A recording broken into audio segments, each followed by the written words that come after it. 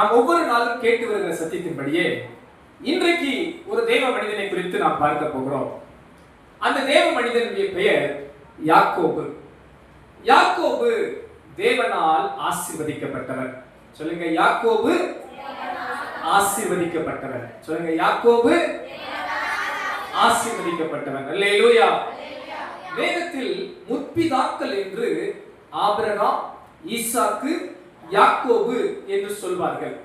நீங்க ஒருவேளை கேட்கலாம், என்னங்க பாஸ்டர், யாக்கோபு தான் ஆசீர்வதிக்கப்பட்டவரா? ஆபிரகாம் ஆசீர்வதிக்கப்பட்டவர் இல்லையா? ஈசாக்கு ஆசீர்வதிக்கப்பட்டவர் இல்லையா? யாக்கோபு மட்டும் ஏன் நீங்க விசேஷமா ஆசீர்வதிக்கப்பட்டவர் என்று சொல்றீங்க அப்படின்னு நீங்க என்கிட்ட கேட்கலாம். அதற்கு எனக்கு ஒரு காரணம் உண்டு. எனக்கு ஆபிரகாமின் ஆசீர்வாதத்தை காட்டிலும் ஈசாக்கின் ஆசீர்வாதத்தை காட்டிலும் இந்த யாக்கோபை கர்த்தர் ஆசீர்வதித்த விதம் எனக்கு ரொம்ப பிடித்த ஒரு காரியம். பாருங்க, இந்த ஆபிரகாமை கர்த்தர் ஆசீர்வதித்தார் உண்மை. ஆனா பாத்தீங்கன்னா ஒரு வசனம் பாருங்க, ஆதியாகமம் 12ஆம் அதிகாரம் 5ஆம் வசனம் இப்படியாக சொல்கிறது. ஆதியாகமம் 12ஆம் அதிகாரம் 5ஆம் வசனம், ஆபிராம் தன் மனைவியாகிய சாராயையும் தன் சகோதரனுடைய குமாரனாகிய லோத்தையும் தாங்கள் சம்பாதித்திருந்த தங்கள் சம்பத்தெல்லாவற்றையும் ஆரானிலே சமதரித்த ஜனங்களையும் கூட்டிக் கொண்டு அவர்கள் கானான் தேசத்துக்கு புறப்பட்டு போய் கானான் தேசத்தில் சேர்ந்தார்கள். ஆமென். இந்த வசனம் என்ன சொல்லுதுன்னா, ஆபிரகாம் தன் இனத்தையும் வீட்டையும் தேசத்தையும் விட்டு புறப்பட்டு வரும்போது, நான் உன்னை ஆசீர்வதிப்பேன்பா அப்படின்னு ஆண்டவர் சொல்லி கூப்பிட்ட போது இவர் வெறுங்கையா வரல. இவர் எப்படி வந்தாரு? தான் சமதரித்த சம்பத் எல்லாவற்றையும் எடுத்து வந்தார். என்ன புரியுது நான் சொல்றது? அவர் ஆண்டவர் அழைப்பு கொடுத்த போதே இவர் சொத்தோடு தான் வர்றார். உங்களுக்கு கொஞ்சம் இருக்கலாம், நிறைய இருக்கலாம், அது நமக்கு தெரியாது. ஆனா வேதம் சொல்கிறது, தான் சமதரித்திருந்த எல்லா சொத்தோடையும் வந்தார். ஆனா கர்த்தர் அவனை ஆசீர்வதித்தார். வேதம் சொல்கிறது, அவனை சகல காரியத்திலும் ஆசீர்வதித்தார். ஈசாக்கை பார்ப்போம் என்றால், ஈசாக்கை கர்த்தர் ஆசீர்வதித்தார். பஞ்ச காலத்தில் அவன் விளைய வைத்தான். ஆனால் அவனை 100 மடங்கு கர்த்தர் விளைய பண்ணினார். அது மட்டுமல்ல, இன்னொரு வசனம் சொல்லுது பாருங்க, ஆதியாகமம் 25ஆம் அதிகாரம் 5ஆம் வசனம், நீங்க குறித்துக் கொள்ளுங்க, நான் வாசிக்கிறேன். ஆபிரகாம் தனக்கு உண்டான யாவையும் ஈசாக்குக்கு கொடுத்தான். இங்க பாருங்க, ஈசாக்கு அப்பா கூடயே இருந்தான். அப்ப இந்த ஈசாக்கின் ஆசீர்வாதம் பாருங்க, ஆபிரகாமுக்கு இருந்த சொத்தெல்லாம் யாருக்கு கிடைச்சிருச்சு? ஈசாக்கு கிடைச்சிருச்சு. அது மட்டும் இல்ல, கர்த்தர் ஈசாக்கை ஆசீர்வதித்தார். அப்ப இந்த ரெண்டு பேருடைய ஆசீர்வாதத்தை நான் ஒப்பிட்டு யாக்கோபை பார்த்தோம்னா, யாக்கோபு தன்னை குறித்து ஆண்டவர்கிட்ட எப்படி சொல்றார் தெரியுமா? யாராவது ஒரு வாசிங்க. ஆதியாகமம் 32ஆம் அதிகாரம் 10வது வசனம்.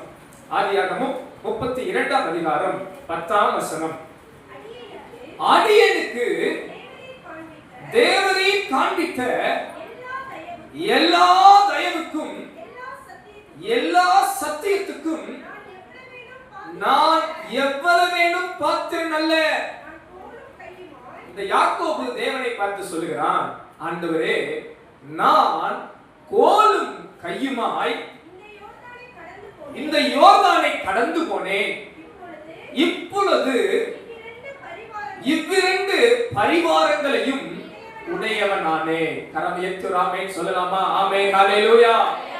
இந்த ஆபிரகாம், ஈசாக்கு இவர்களுடைய ஆசீர்வாதத்தோடு இந்த யாக்கோபை நான் ஒப்பிட்டு பார்க்கும்போது, இந்த தேவ மனிதன் தன்னை குறித்து சொல்லுகிறான், ஆண்டவரே, அடியேனுக்கு நீங்க தந்த ஆசீர்வாதம், நன்மை, தயவு, கிருபையை நான் பார்த்தா நான் பார்த்திருவானே இல்லப்பா. நான் வெறும் கோலு கையுமாக யோர்தானை கடந்தேன். ஆனா இன்னைக்கு நான் 2 பரிவாரங்கள் உடைய ஒரு ஆசீர்வாதத்தின் மகனாய் இருக்கிறேன். இந்த ஆசீர்வாதத்தை நீர் எனக்கு தந்தீர் என்று கர்த்தரை உயர்த்துகிறார். அல்லேலூயா. ஆதலால் இந்த மாலை நேரத்திலே யாக்கோபு ஆசீர்வதிக்கப்பட்டவன் என்கிற தலைப்பின் கீழே உங்களோட சில காரியங்களை சொல்ல விரும்புகிறேன். ஈசாக்கின் முதல் மகன் ஏசா தான். ஆனால் இந்த ஏசா ஆசீர்வாதத்தை உதாசீனப்படுத்தினான், ஆசீர்வாதத்தை அசட்டை பண்ணினான். ஆனால் அந்த ஆசீர்வாதங்கள் ஏசாவை கடந்து யாக்கோபுக்கு வந்து சேர்ந்தது. இந்த மாலை நேரத்திலே ஏன் இந்த யாக்கோபு ஆசீர்வதிக்கப்பட்டவராய் இருந்தார்? எதனால் இந்த யாக்கோபு ஆசீர்வதிக்கப்பட்டார்? இந்த சத்தியத்தை சுருக்கமாக ஒரு 3 காரியங்களை உங்களுக்குள் வைக்க விரும்புகிறேன். இந்த காரியங்கள் உங்களுக்குள் இருக்குமானால் உங்கள் வாழ்வும் ஒரு ஆசீர்வாதத்தின் வாழ்வாகவே இருக்கும். முதல் காரியம், ஏன் இந்த யாக்கோபு ஆசீர்வதிக்கப்பட்டார்? ஆதியாகமம் 28ஆம் அதிகாரம் 15ஆம் வசனம் இப்படியாக சொல்கிறது. ஆதியாகமம் 28, நான் உன்னோடே இருந்து நீ போகிற இடத்திலெல்லாம் உன்னை காத்து இந்த தேசத்துக்கு உன்னை திரும்ப வர பண்ணுவேன். நான் உனக்கு சொன்னதை செய்யும் அளவும் உன்னை கைவிடுவதில்லை என்றார். கரமையற்று ஆமென் சொல்லலாமா? ஆமென், ஹல்லேலூயா. யாக்கோபு வெறும் கோலும் கையுமாய் போய் கொண்டிருந்த போது, இரவு பொழுது சாய்ந்த நேரம், பயணம் செல்ல முடியாத நேரம், ஒரு கல்லை வைத்து படுத்து உறங்குகிறான். கர்த்தர் அங்கே அவனுக்கு தரிசனமாகிறார். அங்கே தரிசனமாய் ஆண்டவர் சொல்கிறார், நான் உன்னோடு கூட இருப்பேன். அன்பானவர்களே, இந்த யாக்கோபு ஆசீர்வதிக்கப்பட்டவராய் இருக்க முதல் காரணம், தேவன் அவரோடு கூட இருந்தார். அவன் ஒருவேளை வெறும் கோலும் கையுமாய் இருந்திருக்கலாம். அவன் ஒருவேளை ஒரு சொத்தும் இல்லாதவனாய் இருந்திருக்கலாம். அவன் ஒருவேளை எந்த ஆஸ்திகளும் இல்லாதவனாய் இருந்திருக்கலாம். அவன் ஒருவேளை தகப்பனும் தாயும் துணையாய் இல்லாமல் இருந்திருக்கலாம். ஆனால் தேவன் அவனுக்கு ஒரு வாக்கு கொடுத்தார், நான் உன்னோடு கூட இருப்பேன். கரம் ஏத்து ஆமென் சொல்லலாமா? ஹல்லேலூயா. இந்த பலிபீடத்திலிருந்து நான் தாழ்மையாய் சொல்கிறேன், எந்த தேவ பிள்ளையோடு தேவன் இருக்கிறாரோ அந்த தேவ பிள்ளையின் வாழ்வு ஆசீர்வதிக்கப்பட்ட வாழ்வாகவே இருக்கும். அல்லேலூயா. ஒருவேளை நீங்கள் வெறுமையானவர்களா இருக்கலாம், ஒன்றுமில்லாதவர்களா இருக்கலாம், உங்களுக்கு பேக்கப்பா யாரும் இல்லாமல் இருக்கலாம், பேக் போனா யாரும் இல்லாமல் இருக்கலாம், உங்களுக்கு ஆஸ்திகள் இல்லாமல் இருக்கலாம், உறவுகள் இல்லாமல் இருக்கலாம், நட்புகள் உங்களை தூக்கிவிட ஒருவரும் இல்லாமல் இருக்கலாம். ஆனால் நீங்கள் இந்த யாக்கோபை போல வெறும் கோலும் கையுமாய் இருந்தாலும் தேவன் உங்களோடு கூட இருப்பாரானால் உங்கள் வாழ்வு ஒரு ஆசீர்வதிக்கப்பட்ட வாழ்வாகவே இருக்கும். அல்லேலூயா. எனது தனிப்பட்ட வாழ்விலே எனக்கென்று நான் அதிகம் ஜெபிக்கும் போது நான் ஜெபிக்கிற ஒரு ஜெபம், தேவரே என்னோடு கூட இருக்க வேண்டும். தாழ்மையை சொல்கிறேன், இந்த ஜெபத்தையே என் வாழ்வில் நான் பிரதானமாய் ஜெபிக்கிறேன். ஆஸ்திகளையோ ஐஸ்வர்யங்களையோ மற்ற செல்வங்களையோ நான் தேவனிடத்தில் கேட்பதை காட்டிலும் என் ஆண்டவர் என்னோடு இருப்பார், ஆனால் அவர் எனக்காக யாவையும் செய்து முடிப்பார். இந்த மாலை நேரத்தில் இந்த ஜெபத்துக்கு வந்திருக்க ஒவ்வொரு தேவ பிள்ளைகளையும் பார்த்து நான் உற்சாகப்படுத்துகிறேன். உங்கள் வாழ்வில் நீங்கள் ஒரு ஆசீர்வதிக்கப்பட்டவர்களாய் மாற வேண்டுமா? ஒன்றை மட்டும் உறுதிப்படுத்திக் கொள்ளுங்கள், என் தேவன் என்னோடு கூட இருப்பார் என்றார், அவர் எனக்காக எல்லாம் செய்து முடிப்பார். ஒரே ஒரு கேள்வி மட்டும் உங்கள் முன் வைக்கிறேன், யாக்கோபோடு இருந்த தேவன் உங்களோடு கூட இருப்பார், ஆனால் உங்கள் வாழ்வு வெறுமையா இருந்தாலும் ஒன்றுமில்லாமையா இருந்தாலும் வெறுமையான கோல் மட்டும் இருப்பது போல் இருந்தாலும் உங்களை இரண்டு பரிவாரங்களாய் மாற்றவும் ஆசீர்வதிக்கவும் உங்கள் தேவன், என் தேவன், நம் தேவன், ஆபிரகாமின் தேவன், ஈசாக்கின் தேவன், யாக்கோபை ஆசீர்வதித்த தேவன் இன்றும் வல்லமையுள்ளவராய் இருக்கிறார். விசுவாசிக்கிறவர்கள் கரங்களை உயர்த்தி அல்லேலூயா சொல்லலாமா? அல்லேலூயா. இங்க இருக்கிற ஒவ்வொருவரையும் பார்த்து சொல்லுகிறேன், உங்களோடு ஆண்டவர் இருப்பார், ஆனால் நீங்கள் ஆசீர்வதிக்கப்பட்டவர்களே, நீங்கள் ஆசீர்வதிக்கப்பட்டவர்களே. ஹல்லேலூயா. இரண்டாவது ஒரு காரியம் பார்க்கலாம், எதனால் இந்த யாக்கோபு ஆசீர்வதிக்கப்பட்டார்? வாசிப்போம். ஆதியாகமத்தின் புத்தகம் 31ஆம் அதிகாரம் 7 9 வசனங்களை கவனிப்போமாக. இங்கே யாக்கோபு தனது மனைவியிடத்தில் சொல்கிறார், அவன் ஆசீர்வாதமாய் இருந்ததின் காரணம் என்ன என்பதை குறித்து சொல்கிறார். உங்கள் தகப்பனோ என்னை வஞ்சித்து என் சம்பளத்தை 10 முறை மாற்றினான், ஆனாலும் அவன் எனக்கு தீங்கு செய்ய தேவன் அவனுக்கு இடம் கொடுக்கவில்லை. 8ஆம் வசனம் வாசிங்க பாருங்க.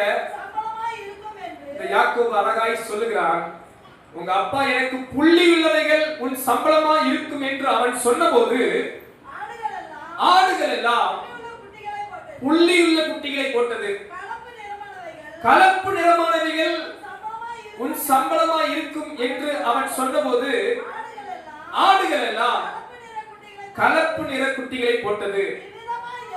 இவ்விதமாய் தேவன் உன் தகப்பனுடைய ஆடுகளை எடுத்து எனக்கு தந்தார். ஒரு ஆமென் சொல்லலாமா? ஆமென், ஹல்லேலூயா. இந்த இடத்துல யாக்கோபு தன் மனைவி இடத்துல சொல்றான், அப்பா நான் இன்னைக்கு ஆசீர்வாதமா இருக்கிறேன்னா என்ன காரணம் தெரியுமா அப்படின்னு ஒரு விளக்கம் கொடுக்கிறான். உங்க அப்பா இருக்கிறார்ல, நல்ல அப்பா, எனக்கு சம்பளம் கொடுக்குறேன்னு சொன்னார். ஆனா 6 வருஷத்துல 10 முறை எனக்கு சம்பளத்தை மாத்திட்டார். எப்படிப்பட்ட எஜமான் பாருங்க, எப்படிப்பட்ட ஒரு கம்பெனி ஓனர் பாருங்க. 6 வருஷத்துல எத்தனை முறை சம்பளத்தை மாத்திருக்கிறாரா? என்னை வஞ்சித்து 10 முறை சம்பளத்தை மாட்டினார். இன்னைக்கு நமக்கு பணம், சம்பளம். அன்றைய காலகட்டத்தில் ஆடுகள், ஆஸ்திகளை இப்படிதான் கணக்கிடுவார்கள். எவ்வளவு மிருக ஜீவன்கள் அவர்கள் வைத்திருக்கிறார்கள் என்று மிருக ஜீவன்கள் அடிப்படையில் அவர்களுடைய ஆஸ்திகளை கணக்கிடுவார்கள். அப்ப அன்றைக்கு இருந்த சம்பள மதிப்பு, அவர் கொடுத்த சம்பளத்தின் கணக்கு ஆடுகளை சம்பளமாக கொடுத்தார். அப்ப இவர் ஆடுகளை மேய்த்த போது இவருக்கு இந்த ஆடுதான் சம்பளம் இந்த வருஷம் அப்படின்னு பிளான் பண்ணினா, தேவன் என்ன பண்ணாரா, புள்ளி உள்ளவைகள் உனக்கு சம்பளமா இருக்கும் என்று சொன்ன போது ஆண்டவர் என்ன பண்ணாரா, எல்லா ஆடு எப்படிதான் போட்டுச்சான், புள்ளி உள்ள ஆடு குட்டியா போட்டுச்சான். ரெண்டாவது கலப்புள்ளவைகள், கலப்புள்ள கடவுள்ள ஆடுதான் உனக்கு சம்பளம் அப்படின்னு சொன்னா, ஆடுகள் எல்லாம் என்ன குட்டி போட்டுச்சான், கலப்புள்ளவைகளா போட்டுச்சான். அடுத்து சொல்லும்போது சொல்லுகிறார் பாருங்க, இவ்விதமாய் தேவன் உங்கள் தகப்பனுடைய ஆடுகளை எடுத்து எனக்கு தந்தார். கரமேத்துராமே சொல்லுங்க ஹல்லேலூயா. இரண்டாவது காரியம், இந்த யாக்கோபு ஆசீர்வாதமா இருந்ததற்கு காரணம் என்ன தெரியுமா அன்பானவர்களே? தேவன் இந்த யாக்கோபை ஆசீர்வதித்தார். ரொம்ப சிம்பிள். இவன் ஆசீர்வாதமா இருந்தான்னா இவன் திறமையாலோ இவன் முயற்சியாலோ அல்ல, இவனுடைய நுணுக்கங்களாலோ அல்ல, இல்ல இவனுடைய ஞானமோ பலனோ அல்ல, இவனுடைய வேலையால அல்ல, இவனுடைய உழைப்பினால அல்ல. தேவன் பாருங்க, இவனுடைய கையின் பிரயாசத்தை வாய்க்க செய்தது தேவன். யோசித்து பாருங்க, இப்ப நம்ம கடினமா உழைச்சா நல்ல சம்பளம் கிடைக்கும், நம்ம ஒரு நல்ல கம்பெனிக்கு போனா நல்ல வருமானம் கிடைக்கும். அடங்கிங்க இப்ப யாரும் என்ன பண்ண முடியும்? மாமா கிட்ட வேலை பார்க்கிறா, 10 முறை சம்பளம் மாத்தினாலும் பாருங்க கீழ்படிச்சு இருந்திருக்கிறான் பாருங்க. 10 முறை மாத்தி மாத்தி சொன்னாலும் சரி பரவாயில்ல, மாமா வாச்சே என்ன பண்றது, பொண்ணை கட்டி கொடுத்துருக்கிறார், இவர்கிட்ட போய் நம்ம என்ன வழக்காடுறது, சண்டை போடுறதுன்னு நினைச்சிட்டு அட்ஜஸ்ட் பண்ணி இருக்கலாம்னு பொறுமையா இருந்தான். ஆனா கர்த்தர் பார்த்தா, இவனை நான் ஆசீர்வதிப்பேன் என்று சொல்லி இந்த லாபம் என்னென்னதான் சம்பளம் சொல்றாரோ அந்தந்த காரியத்தை கர்த்தர் இவனுக்காக தந்தார். கரமையத்து ராமே சொல்லுங்க அல்லேலூயா. இந்த மாலை நேரத்துல உங்களை பார்த்து உற்சாகப்படுத்துகிற ஒரு காரியம் தெரியுமா? தேவன் உங்களை ஆசீர்வதிக்க நினைத்தால் ஒருவனும் உங்களை தடுக்க முடியாது. தேவன் உங்களை உயர்த்த நினைத்தால் இந்த உலகம் தடுக்க முடியாது.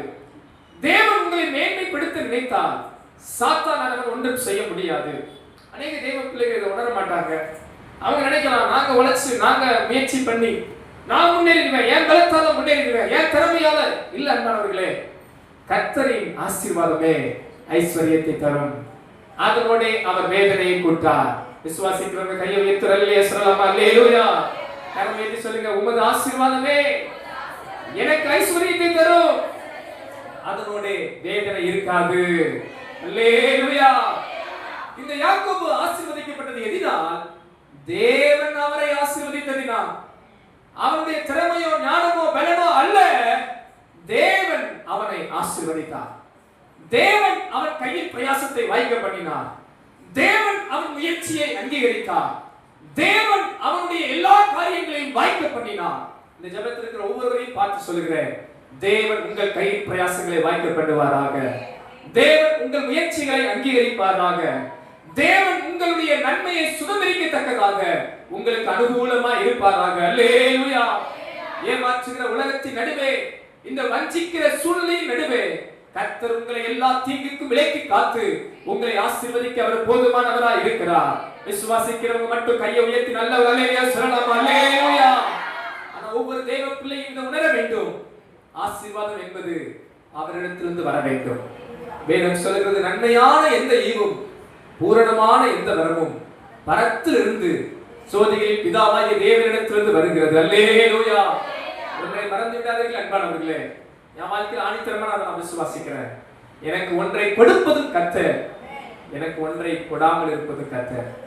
அவர் கொடுத்தால் எனக்கு வரும், அவர் எனக்கு தராவிட்டால் எனக்கு அது வராது. கர்த்தர் உங்களை ஆசீர்வதிக்க நினைத்து விட்டால் நிச்சயமாக கர்த்தர் உங்களை ஆசீர்வதிப்பார். யாக்கோபின் ஆசீர்வாதம் எதனால் வந்தது? அழகாய் சொல்லுகிறார், இவ்விதமாய் தேவன் தான் எடுத்து கொடுத்தார். சொல்லுங்க, தேவன் தான் எடுத்து கொடுத்தார். பக்கத்துல பாருங்க, நீங்க ஆசீர்வாதமா இருக்கணும்னா கர்த்தர் கொடுக்கணும். சிரிச்சுக்கிட்டே சொல்றேன், நீங்க ஆசீர்வாதமா இருக்கணும்னா கர்த்தர் கொடுக்கணும், உலகம் கொடுக்காதுங்க. லாபம் கொடுக்க மாட்டான், தேவன் கொடுக்கணும்னு நினைச்சிட்டாருன்னா கர்த்தர் உங்களை நிச்சயமா ஆசீர்வதிப்பார். ஹல்லேலூயா. மூன்றாவது காரியம், கடைசி காரியம், யாக்கோபு ஆசீர்வதிக்கப்பட்டவர். எதினால் இந்த யாக்கோபு ஆசீர்வதிக்கப்பட்டவர்? எடுத்து வாசிப்போம். ஆதியாகமத்தின் புஸ்தகம் 32ஆம் அதிகாரம் 24ஆம் வசனத்திலிருந்து சில வசனங்களை வாசிக்கலாம். யாக்கோபு பிந்தி தனித்திருந்தான். அப்பொழுது ஒரு புருஷன் பொழுது விடியுமளவும் அவனுடனே போராடி அவனை மேற்கொள்ளாததை கண்டு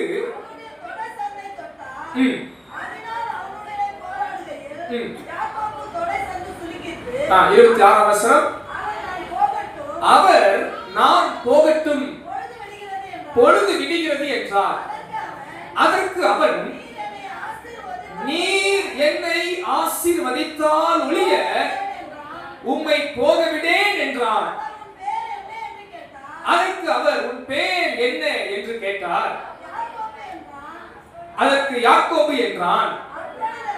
அப்பொழுது அவர், இனி உன் பேர் யாக்கோபு என்று எண்ணப்படாமல் ஆமென் தேவனோடும் மனிதரோடும் போராடி மேற்கொண்டாயே என்றார். அல்லேலூயா. மூன்றாவது காரியம், கடைசி ஒரு காரியம், ஏன் இந்த யாக்கோபு ஆசீர்வதிக்கப்பட்டவர்? நல்லா கவனிங்க அன்பானவர்களே. வெறும் கோலா கையுமா போனவன் கர்த்தர் அவனை 2 பரிவாரங்களோட ஆசீர்வதிச்சிட்டார். திரும்பி அந்த ஆசீர்வாதத்தோடு வர்றான். வர்றது பார்த்தா அவன் ஆசீர்வாதத்தை கெடுக்கிறதுக்கு ஒரு ஆள் வர்றான். உடன் பிறந்த சகோதரன் ஏசா 400 பேரோட எதிர்த்து வர்றான். இந்த யாக்கோபை அழிக்கவும் அவனுடைய பிள்ளைகள் உடைமைகள் எல்லாம் அழிக்கவும் அவன் எதிர்த்து வர்றான்.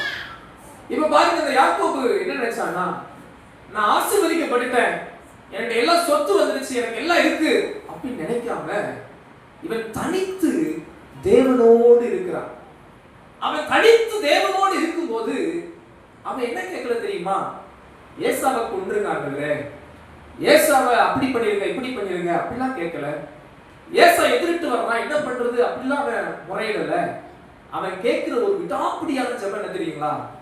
என்னை ஆசீர்வதித்தால் ஒழிய உம்மை போகவில்லை. ஆண்டவர் வைராக்கியமா பிடிச்சிட்டு ஜெபம் பண்றான். ஒரு காரியத்தை தீர்க்கமா அவன் கேட்கிறான்.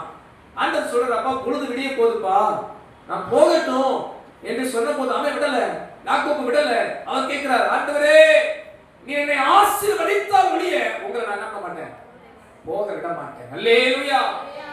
மூன்றாவது ரொம்ப முக்கியமான ஒரு காரியமான கருத்தை நான் பார்க்கிறது என்னன்னா, யாக்கோபு தேவனால் வருகிற ஆசீர்வாதத்தை விரும்பினான்.